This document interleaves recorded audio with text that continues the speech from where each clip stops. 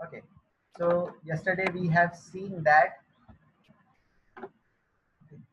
every element has an electronic configuration. According to that, we can decide what is its atomic number.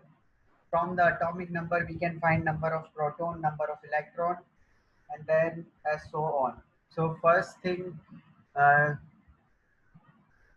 ठीक है, एक और बात देख लेते हैं फटाफट. जैसे हमने देखा था एलिमेंट्स हैं. ओके, हम देख रहे थे कार्बन के बारे में. ओके, तो carbon has atomic number of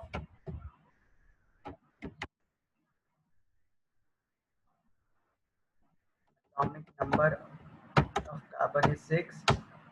Its electronic configuration is 2 4. Okay, so this was your nucleus, and the two shells are around that.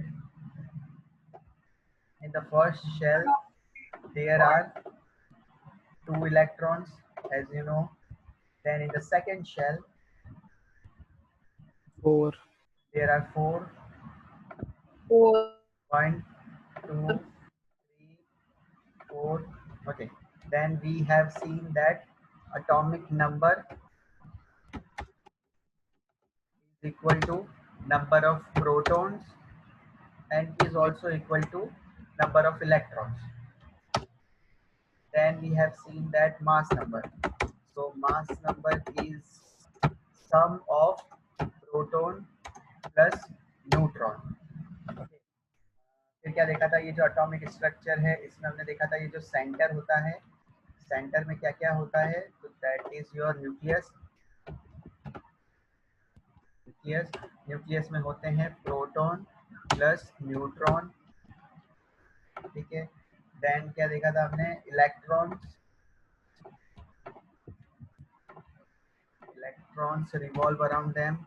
Electron revolve around them. और क्या देखा था, okay, proton has a positive charge, electron has negative charge, and neutron has neutral charge, no charge or zero charge. Okay, this was the thing that we have seen. Okay, is this clear? Up to this thing has been clear or not? Yes, sir. Yes. Okay, hold on. Let me just. I need to use the mic. Is my voice audible? Yes, sir.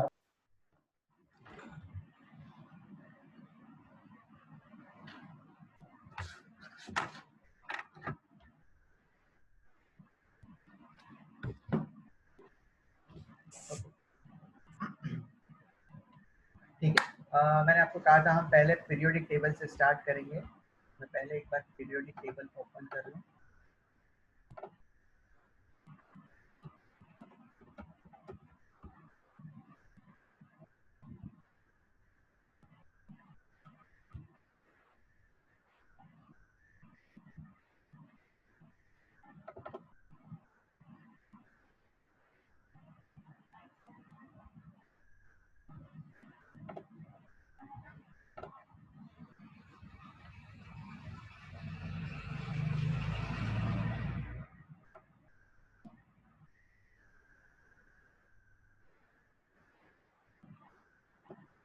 Okay, hold on. मैं actually periodic table open कर देता हूँ.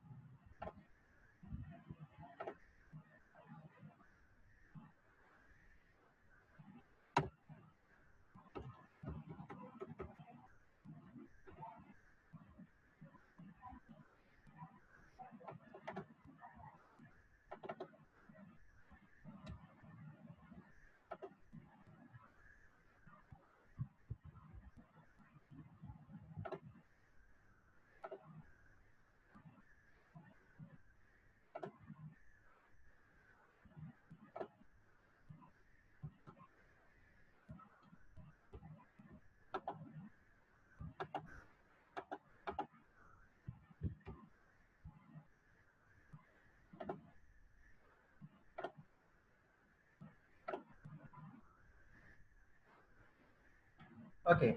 Are you able to see the periodic table on your screen? No, sir. No, sir. Okay. Yes, sir. Yes, sir. Okay. Yes, sir. Okay. Now everyone will be able to see that. Okay. ठीक है. This is your periodic table. Okay. It contained around 120 elements in total. Around that. Okay. Some of the elements are being discovered. Okay so let's start. ठीक है. सबसे पहले हम देखते हैं this yellow line. Boron, silicon, germanium, antimony and polonium. So you can see that here is a zigzag line.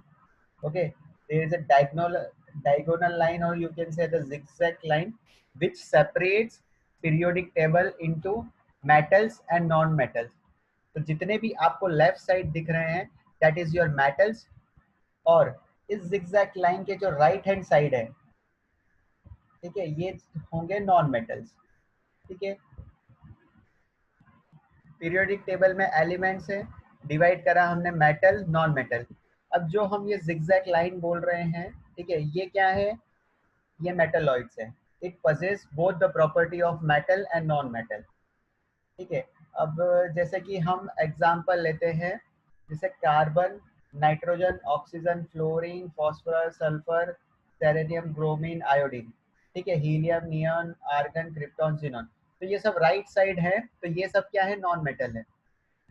ठीक है. और इसके लेफ्ट साइड आप जो भी एलिमेंट उठा लोगे, आप देखते से बता सकते हो यही सर मेटल है. जैसे आपने उठा लिया ये टंगस्टन. ओके, आपने उठा लिया यहाँ टंगस्टन. ठीक है. अब आप देख सकते हो यहाँ पर सबसे ऊपर एक कुछ नंबर लिखा हुआ है 21, 22, 23, 24. यहाँ आयरन लिखा हुआ है, उसके ऊपर है 26. नीचे कुछ लिखा है 55.5933. You can see that number or not? Yes, sir. Yes, sir. Yes, sir. Okay, so every element has given the number, so that number is your atomic number. Okay. अब आपको कहाँ तक याद करना है? आपको यहाँ पर 20 तक एलिमेंट्स के नंबरिंग याद होने चाहिए. ठीक है. Up to 10, up to 20. जैसे कि first is your hydrogen, then helium. तो helium has atomic number 2. It means number of electron will be 2, number of proton will be 2. उसके बाद है लिथियम, देन बेरिलियम. फिर लिथियम बेरिलियम के बाद है boron, carbon, nitrogen, oxygen, fluorine and neon. ठीक है. फिर नियॉन के बाद क्या आ जा रहा है यहाँ पर? Sodium, magnesium, then aluminium, silicon, phosphorus, sulphur, chlorine and argon. ठीक है. 18 तक आप याद कर लो, कोई दिक्कत नहीं है. ठीक है. अब इनकी कुछ स्पेशल प्रॉपर्टीज होती है, हमने पीरियोडिक टेबल ये बना रखी है क्योंकि इसमें क्या हो जाता है, बहुत सारी चीजें हमारे लिए सिंपल हो जाती है. जैसे कि जो हाइड्रोजन की आप टेबल देख रहे हो ना, ठीक है, हाइड्रोजन है, लिथियम है, सोडियम है, पोटेशियम, रुबिडियम, फ्रेंशियम है. तो ये एक्चुअली इन सब की एक ही प्रॉपर्टी है, इसलिए एक ही टेबल में यूज हुई है. ठीक है. अब जैसे कि अगर आपको इसको याद करना हो तो इसका सिंपल सा कुछ एक मेथड है, लीना की रूबी से फ्रेंडशिप. ठीक है. सेकेंड जो टेबल आपको दिख रही है, beryllium, magnesium, calcium, strontium, barium, radium. तो इसकी एक अलग कुछ याद करने की टेक्निक है. जैसे है इसका बेटा मांगे कार, स्कूटर, बाप राजी. ठीक है. तो यहाँ पर बहुत सारे एलिमेंट्स दे रखे हैं, आपको 18 तक याद करो बेटर रहेगा. ओके. 20 तक कर लो क्योंकि 20 पे कैल्शियम आता है. अब यहाँ पर सबसे ऊपर जो दे रखा है, जैसे मैग्नीशियम के ऊपर दे रखा है 12 नंबर. तो इसका मतलब होता है कि मैग्नीशियम हैज एटॉमिक नंबर 12. अब मैग्नीशियम की ये पता चल गया आपको कि 12 एटॉमिक नंबर है. ठीक है. नीचे आप देख रहे हो कैल्शियम है, उसका एटॉमिक नंबर 20 है. अब इससे आप फाइंड कर सकते हो नंबर ऑफ इलेक्ट्रॉन्स. ठीक है. अब मुझे चलो ठीक है, अब ये आपने देख लिया है. अब हमको किसी भी एलिमेंट का नंबर पता पड़ गया. जैसे कि हमको पता चला मैग्नीशियम का. ठीक है. बी, हमको मैग्नीशियम का पता चल गया 12 है. तो अब इससे हमको क्या क्या डिटेल्स मिली? So number of protons, number of Number of protons, number of valency. ठीक है, प्रोटॉन और इलेक्ट्रॉन हमको मिल गए, पता पड़ गया 12 है। ठीक है, इस 12 के बाद आपको इलेक्ट्रॉनिक कॉन्फ़िगरेशन क्या होगा ऐसा पता लगाओ, क्या होगा इलेक्ट्रॉनिक कॉन्फ़िगरेशन? 2 4 282. 282 282 ऐसा क्यों हो रहा है? 282 सबसे पहली शेल होती है, उसमें मैक्सिमम 2 इलेक्ट्रॉन ही आ सकते हैं। ठीक है, जो सेकेंड शेल होती है उसमें 8 इलेक्ट्रॉन आ सकते हैं। थर्ड जो शेल है उसमें मैक्सिमम कितने इलेक्ट्रॉन्स आ सकते हैं, तो उसमें भी चलो। अब ये कैसे पता चलेगा कि कितने इलेक्ट्रॉन्स किस शेल में कितने इलेक्ट्रॉन्स आएंगे? So 2n square. ठीक है, तो उसका एक फॉर्मूला है। ठीक है, that is 2n square. Okay, that is the formula. अगर 1 शेल होगी तो मैक्सिमम 2 इलेक्ट्रॉन आ सकते हैं। ठीक है, अगर सेकेंड दो शेल है तो मैक्सिमम नंबर ऑफ इलेक्ट्रॉन्स कितने आ सकते हैं उस शेल में? 8 फैंटास्टिक, 8। 8. 3 शेल है, ठीक है, तो थर्ड शेल 18. में कितने 18. 18 देन 36। ठीक है, 36 ओके। अब जैसे कि यहाँ पर हमने कार्बन के लिए तो सिर्फ 2 शेल ही यूज करी थी। So 32. Yes, sir, 32. Okay, this is 32।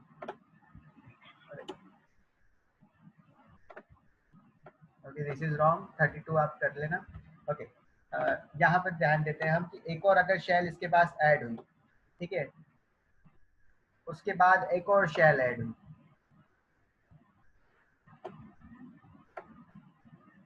ठीक है। अब यहाँ पर एक्चुअली क्या है कि शेल्स के नाम दे रखे हैं कुछ।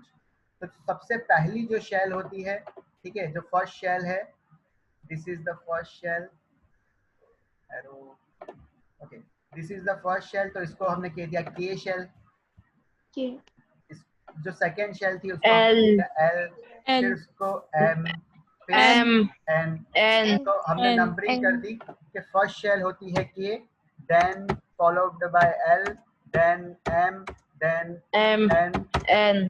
ठीक है, तो ये ऐसे चलता जाएगी सीरीज जितने शेल होंगे। ठीक है, तो पहले जो हुए उसमें मैक्सिमम 2 इलेक्ट्रॉन आते हैं, तो मैग्नीशियम में 12 नंबर है तो पहले 2 आ गए। ठीक है, उसके बाद मैक्सिमम नेक्स्ट शेल में कितने जाएंगे? 8 जाएंगे, तो मैग्नीशियम के पास इलेक्ट्रॉन थे तो चले गए। अब बच्चे कितने मैग्नीशियम के पास? 2। ठीक है, तो लास्ट वाली शेल में कितने इलेक्ट्रॉन है मैग्नीशियम के पास? 2। ठीक है, अब इससे क्या पता पड़ता है कि आउटर मोस्ट शेल जो होती है, ठीक है, हमेशा जब भी ये एलिमेंट कंबाइन होते हैं, बॉन्ड फॉर्मेशन करते हैं, कंपाउंड बनाते हैं, तो ये जो लास्ट शेल के इलेक्ट्रॉन्स होते हैं वही सिर्फ बॉन्ड फॉर्मेशन में टेक पार्ट करते हैं। ठीक है, तो जैसे कि मैग्नीशियम के साथ जो कंपाउंड बनते हैं वो होते हैं MgCl2। ठीक है, 2 इलेक्ट्रॉन ये जो रहते हैं यहाँ पर आप देख सकते हो, जो लास्ट के 2 इलेक्ट्रॉन है वो दोनों क्लोरीन को डोनेट कर देते हैं। फिर यहाँ पर मैग्नीशियम का कॉन्फ़िगरेशन हो जाता है 2-8। ठीक है, अब जो 2-8 कॉन्फ़िगरेशन है ये स्टेबल है। मैग्नीशियम +2 जो है, ठीक है, मैग्नीशियम ने 2 इलेक्ट्रॉन लूज कर दिए, मैग्नीशियम ने 2 इलेक्ट्रॉन लूज कर दिए टू बिकम स्टेबल। ठीक है, पहले जो कॉन्फ़िगरेशन था 2-8-2, ठीक है, ये एलिमेंट्स क्या करते हैं कि अकेले नहीं रह सकते हैं, ये कंबाइन होते हैं to become stable simply. Okay, अब हम वापस पीरियोडिक टेबल पे आते हैं कुछ चीज समझने के लिए। Okay, where is the periodic table? Okay, this is. अब हमने देखा था जितने भी मेटल्स होते हैं, ठीक है, नॉर्मली जो भी मेटल्स होते हैं वो क्या करते हैं? गेन और लूज ऑफ इलेक्ट्रॉन करते हैं। ठीक है, जैसे सोडियम क्लोराइड है तो सोडियम क्या करता है? 1 इलेक्ट्रॉन लूज करता है। मैग्नीशियम क्लोराइड है तो मैग्नीशियम 2 इलेक्ट्रॉन लूज करता है। तो जो पहली आपको कॉलम दिख रही है यहाँ पर, हाइड्रोजन के नीचे जितने भी एलिमेंट है, इनकी एक स्पेशल प्रॉपर्टी है कि सब में 1 इलेक्ट्रॉन है। जो सेकेंड ग्रुप है आपका, आप उसमें देख सकते हो बेरिलियम, मैग्नीशियम, सबके लास्ट शेल में 2 इलेक्ट्रॉन है। ठीक है, तो ये मेटल्स क्या करते हैं? हमेशा गेन और लॉस ऑफ इलेक्ट्रॉन करते हैं। ठीक है, मतलब कि लॉस करते हैं इलेक्ट्रॉन को या फिर एक्सेप्ट कर लेते हैं। मेटल्स जनरली लूज करते हैं। अब यहाँ पर आप राइट साइड देखो, fluorine, chlorine, bromine, iodine.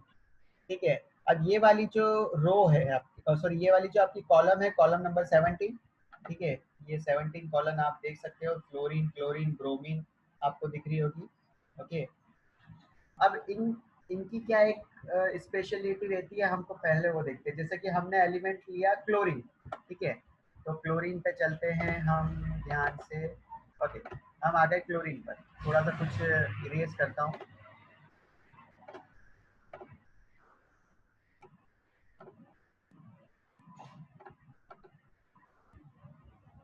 Okay, हम आ गए क्लोरीन पे। क्लोरीन का एटॉमिक नंबर 17. 17। इसका पहले हम 2 लेते हैं, तो 17 में से 2 गए, फिर 8 लेते हैं, फिर 8, तो ये हो गए 10। लास्ट शेल में हो गए इसके 7 इलेक्ट्रॉन। अब क्लोरीन क्या चाहता है स्टेबल होने के लिए कि लास्ट वाले शेल में उसके को कोई एक इलेक्ट्रॉन डोनेट कर दे, तो उसका कॉन्फ़िगरेशन क्या हो जाएगा, 2 8 फिर 8, तो मतलब उसका कॉन्फ़िगरेशन क्या हो जाएगा, स्टेबल कॉन्फ़िगरेशन हो जाएगा। तो मेटल्स जनरली क्या करते हैं, लूज इलेक्ट्रॉन करते हैं, नॉन मेटल जनरली क्या करते हैं, गेन इलेक्ट्रॉन करते हैं। Is that point clear? Yes. Yes, sir. Yes, sir. Yes, sir.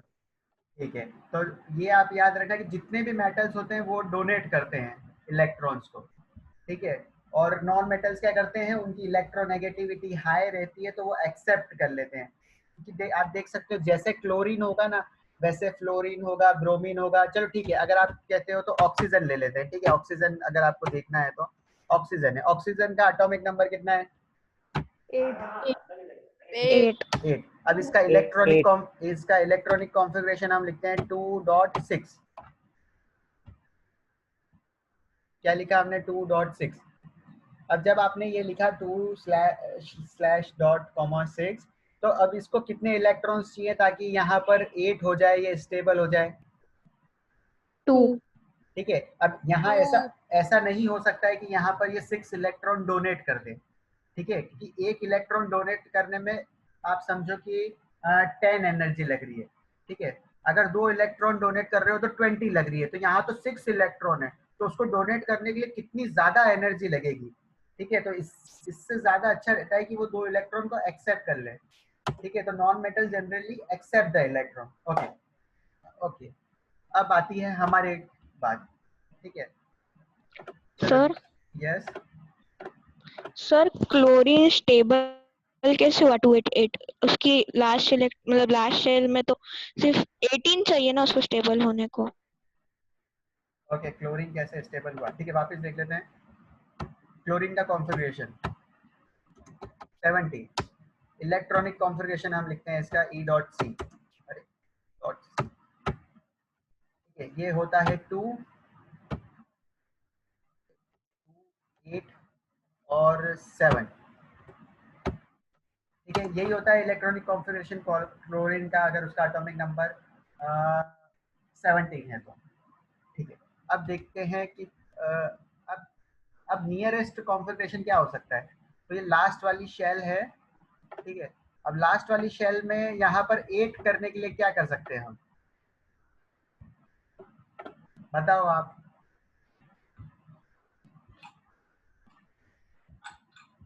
Capacity sorry,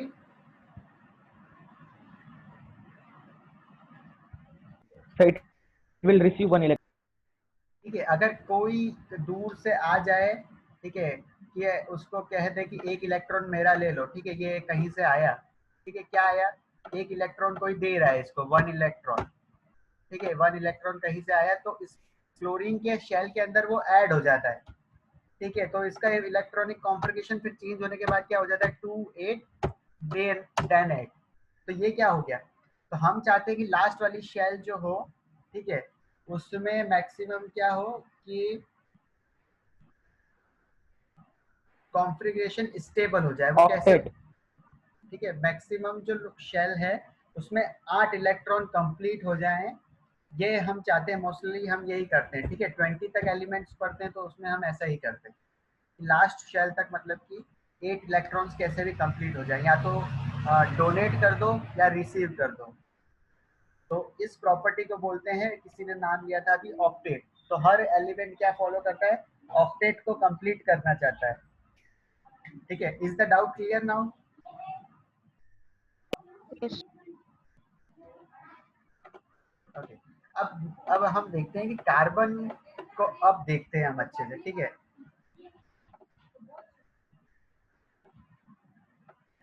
okay, this is your nucleus. हम एक और बार ड्रॉ करेंगे। ओके, देन ये उसकी first shell, then this is your carbon second shell.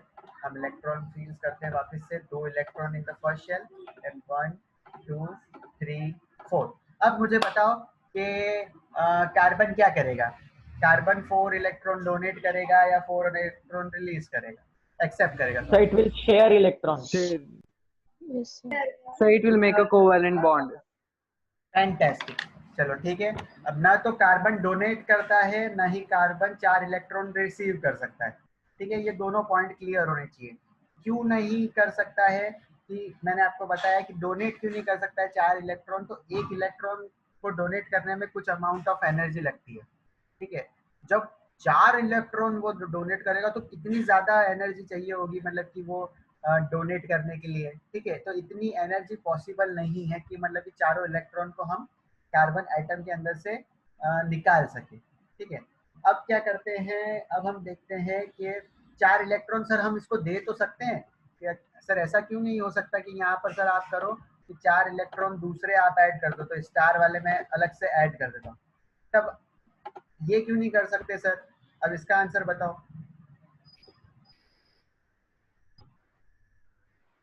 सोचो सोचो सोचो।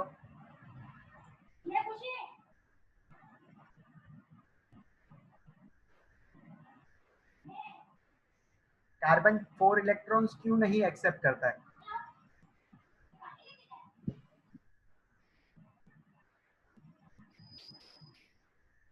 Are you getting my question? Yes, sir. Yes, sir. क्योंकि उस पर 4 नेगेटिव चार्ज आ जाएंगे। 4 नेगेटिव चार्ज आ जाएगा। ओके, तो उससे क्या होगा? अनस्टेबल हो जाएंगे। अनस्टेबल हो जाएगा। चलो ठीक है, बहुत अच्छा ट्राई करा था, कोशिश अच्छी थी। ओके, जैसे कि हम देखते हैं वापस से प्रोटॉन और न्यूट्रॉन पे आ जाते हैं। तो प्रोटॉन कितने हैं कार्बन के पास?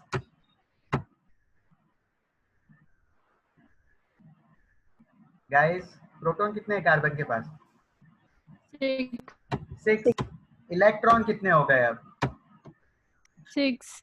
हाँ, 6 कहाँ से? 4 ऐड हो गए ना उसमें, अब तो अब ये 10 हो गए। 10. हाँ 10। अब आप देखो पॉजिटिव चार्ज और नेगेटिव चार्ज के बीच में डिफरेंस कितना है। अगर सेम पॉजिटिव और सेम नेगेटिव चार्ज होगा तब तो वो मतलब क्या हो पाएगा, स्टेबल, कि एक प्रोटॉन क्या करता है, एक इलेक्ट्रॉन को बैलेंस कर रहा है। ठीक है, अब यहाँ पे तो 6 प्रोटॉन है सिर्फ, और वो 10 इलेक्ट्रॉन को क्या कर रहे हैं, बैलेंस कर रहे हैं, तो वो क्या हो जा रहा है, कॉन्फ़िगरेशन अनस्टेबल। ठीक है, ऐसा हो ही नहीं, अनस्टेबल है, मतलब कि वो कर ही नहीं पा रहे, तो इसलिए क्या करते हैं कि 4 इलेक्ट्रॉन उसमें ऐड नहीं हो पाते हैं। तो इसलिए कार्बन क्या करता है, एक अलग ही प्रॉपर्टी शो करता है। ठीक है, कार्बन क्या करता है, शेयरिंग करता है। ठीक है, कार्बन डू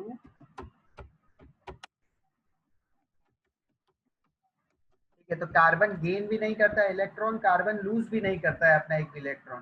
कार्बन करता है शेयरिंग, और इस शेयरिंग को ही आप कहते हो कोवलेंट बॉन्ड। ठीक है, कोवलेंट बॉन्ड, कार्बन बनाता है कोवलेंट बॉन्ड। और one thing, Excuse me, sir.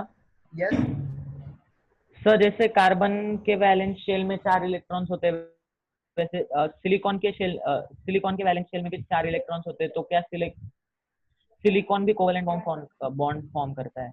हाँ, पर उसका जो कोवलेंट बॉन्ड होता है वो इतना स्ट्रांग नहीं होता है जितना का कार्बन का होता है। Okay sir. ऐसा क्यों होता है? ओह, ऐसा क्यों होता है? ओके, ठीक है, अब चलो ठीक है, ये तो बहुत डीप सवाल पूछ लिया। चलो ठीक है, फिर मैं बता देता हूँ कि कार्बन की क्या होती है, साइज छोटी होती है। ठीक है, अब जिसकी साइज जितनी बड़ी होती जाएगी, ठीक है, और जिसमें नंबर ऑफ प्रोटॉन और इलेक्ट्रॉन जितने ज्यादा बड़े होते जाएंगे तो उनके बीच में हिंड्रेंस ज्यादा होगी। हिंड्रेंस मतलब कि टकराव ज्यादा होती रहेगी।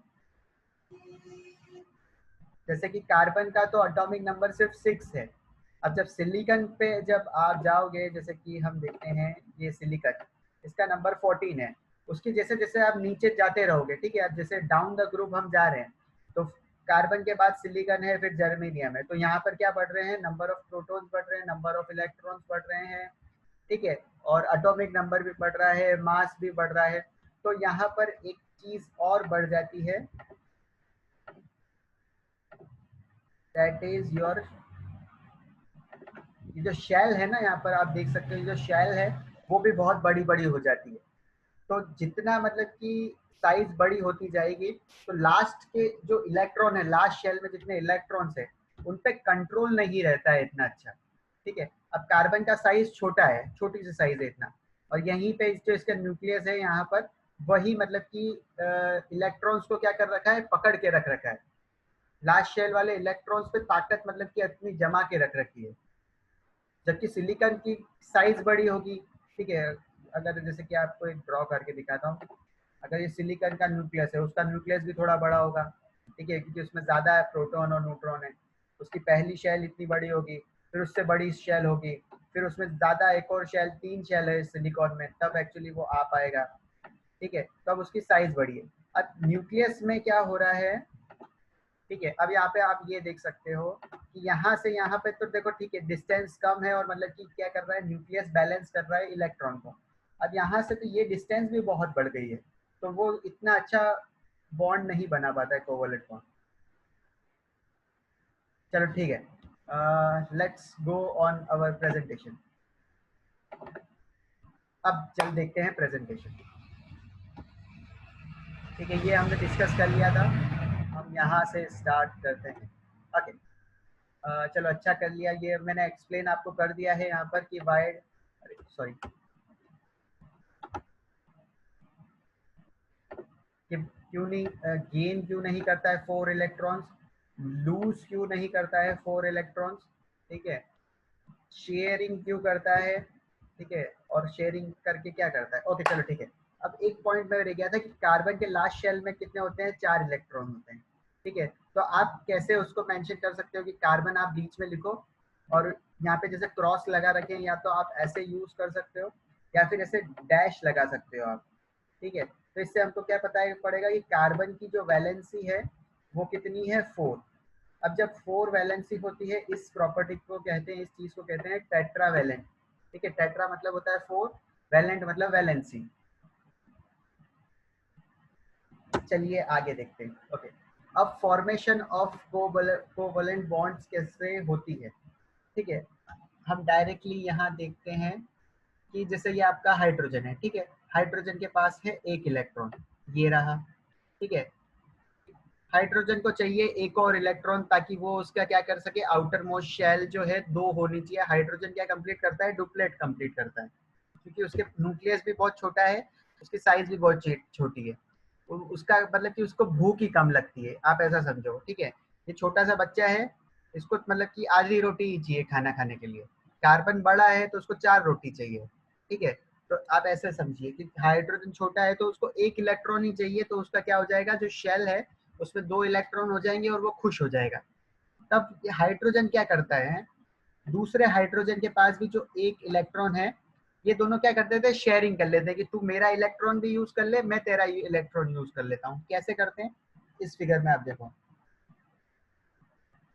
ठीक है। यहाँ पर क्या हो रहा है कि ये दोनों ने जो अपने इलेक्ट्रॉन है शेयर कर लिए, तो इससे क्या हो गया, दोनों के मतलब कि जो लास्ट शेल है, ठीक है, इनकी वैलेंस शेल है, उसमें क्या आ गई, स्टेबिलिटी आ गई, ठीक है। फिर जब जैसे ही बॉन्ड फॉर्मेशन हो जाता है यहाँ पर कि दोनों ने शेयरिंग कर ली, तो हम रिप्रेजेंट करते हैं कि हाइड्रोजन हाइड्रोजन के बीच में क्या बन गया, एक सिंगल बॉन्ड बन गया। अगर 2 इलेक्ट्रॉन शेयर करते हैं तो सिंगल बॉन्ड बनता है, अगर 4 इलेक्ट्रॉन शेयर करते हो आप तो डबल बॉन्ड बनता है, अगर 6 इलेक्ट्रॉन शेयर करते हो तो आप ट्रिपल बॉन्ड बनता है, ठीक है। फिर आपका फॉर्मेशन होता है यहाँ पर हाइड्रोजन मॉलिक्यूल का, हाइड्रोजन गैस का आपका। समझ में आया कुछ हाइड्रोजन कोवलेंट बॉन्ड कैसे फॉर्मेशन हुआ? Yes sir. डिफिकल्ट लगा?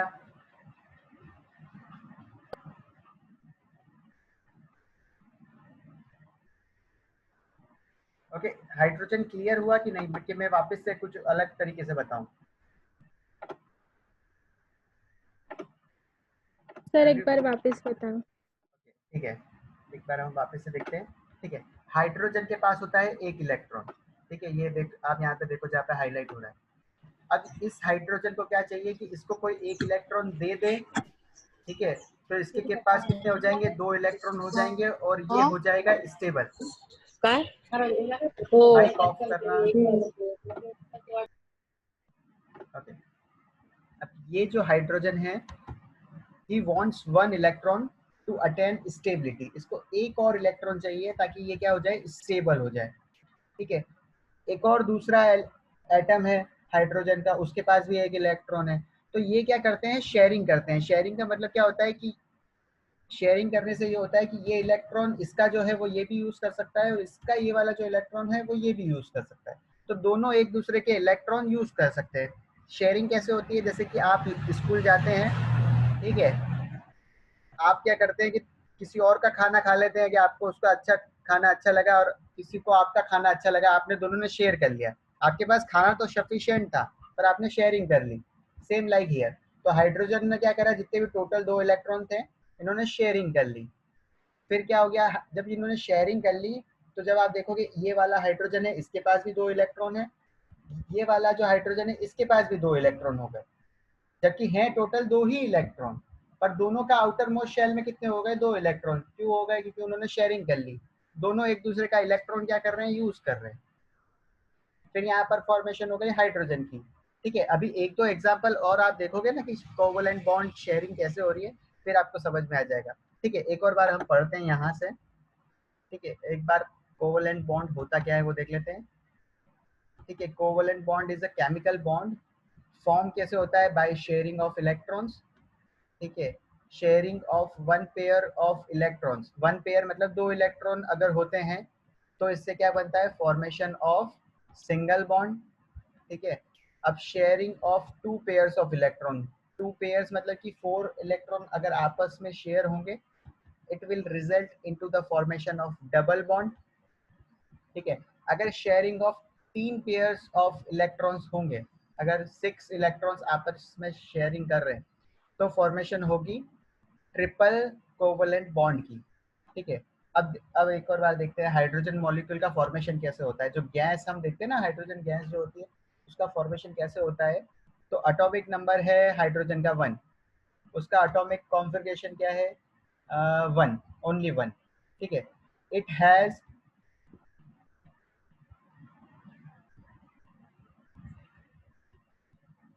It has 1 valence electron. इसके पास कितना वैलेंस इलेक्ट्रॉन है? 1। It needs 1 more, it needs 1 electron more to attain stability. एक और इलेक्ट्रॉन उसको चाहिए तो वो क्या हो जाए? स्टेबल हो जाए। ठीक है, तो 2 hydrogen atom share 1 pair of electron resulting in the formation of a single covalent bond in the hydrogen molecule. ठीक है, ये डेफिनेशन बता रखी है, प्रोसेस मैंने आपको बता दिया कि दोनों के पास एक एक इलेक्ट्रॉन है। दोनों क्या बोलते हैं कि चल अपन शेयर कर लेते हैं। फिर उससे क्या होता है? शेयरिंग से एक कोवलेंट बॉन्ड का फॉर्मेशन हो जाता है और आपका बच जाता है हाइड्रोजन गैस। ठीक है, ओके। अब हम ट्राई करते हैं ऑक्सीजन के लिए। ठीक है,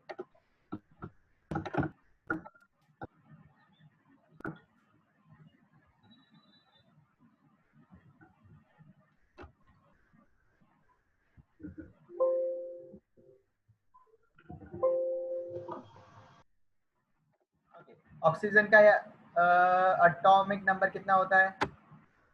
8। ठीक है, 8 होता है। 8 इसका इलेक्ट्रॉनिक कॉन्फ़िगरेशन अभी हमने लिखा था A.C, दैट इज 2 and 6 2,26। ठीक है, अब इसको क्या चाहिए? 2 इलेक्ट्रॉन चाहिए। ठीक है, हम क्या कर रहे हैं, पहले हमारा ऑब्जेक्टिव क्या है कि हमको O2 गैस बनानी है। वो ऑक्सीजन जो होती है ना, जो नॉर्मल हम इनहेल करते हैं, वो गैस का फॉर्मेशन कैसे होता है वो हम देखते हैं।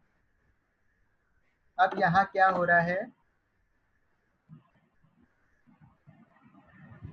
हम ड्रॉ करते हैं एक बार। ये है आपका एक ऑक्सीजन, हम डायरेक्टली लास्ट शेल ही ड्रॉ कर रहे हैं, ठीक है, अंदर वाली शेल ड्रॉ नहीं कर रहे हैं, डायरेक्ट लास्ट शेल ड्रॉ कर रहा हूं मैं। अब लास्ट शेल में कितने इलेक्ट्रॉन्स है, 1 2 3 4 5 एंड 6, ठीक है, लास्ट शेल में कितने हैं, 6 इलेक्ट्रॉन। अब दूसरा एक और एटम है, ठीक है, ऑक्सीजन का, उसके पास भी कितने होंगे, सेम, ठीक है, उसके पास भी होंगे सेम 6 इलेक्ट्रॉन्स। तो यहाँ पे 6 में वापस ड्रॉ कर देता हूँ, 1 2 3 4 5